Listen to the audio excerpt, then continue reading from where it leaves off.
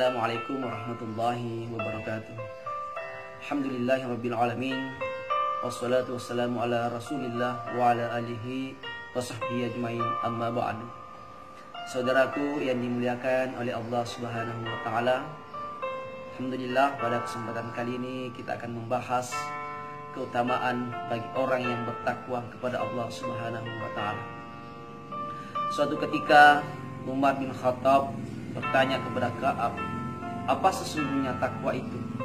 Ka'ab kembali bertanya kepada Umar, wahai Amirul Mukminin, pernahkah engkau berjalan jalan yang ada durinya?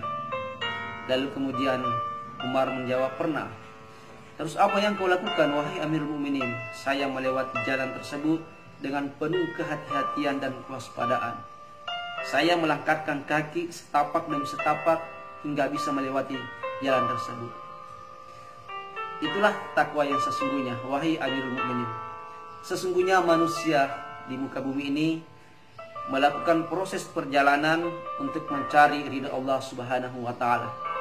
Kan tetapi perlu kita berhati-hati karena agama telah memberikan kita rel atau jalur yang mana bisa kita lewati dan mana yang tidak bisa kita lewati.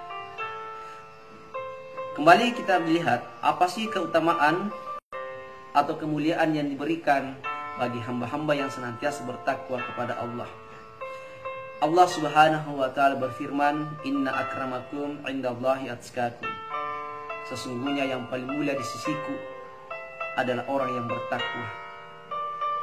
Jadi ketika kita memiliki takwa kepada Allah, maka sesungguhnya kitalah orang yang paling mulia di sisi Allah Subhanahu wa taala. Allah tidak melihat hambanya siapa yang kaya, siapa yang punya jabatan, punya harta dan seterusnya. Bukan itu yang dilihat untuk menjadikan kita mulia di hadapan Allah. Tetapi kemuliaan seseorang bisa kita lihat dari ketakwaannya. Yang kedua, Allah Subhanahu wa taala berfirman di ayat surah At-Talaq ayat 2 sampai 3, A'udzubillahi minasyaitonir rajim. Wa may yattaqillah yaj'al lahu makhraja wa yarzuqhu min haitsu la yahtasib. Wa may yattaqillah, barang siapa yang bertakwa kepada Allah, yaj'al lahu makhraja, maka Allah akan memberikan kemudahan dari setiap urusannya. Wa yarzuqhu min haitsu la yahtasib, dan Allah akan memberikan rezeki yang tidak pernah dia sangka-sangka atau duga. Ayat ini memberikan kita penjelasan bahwa ketika kita ingin diberikan kemudahan dari setiap urusan kita, dari rezeki kita, maka kuncinya adalah bertakwalah kepada Allah Subhanahu wa taala.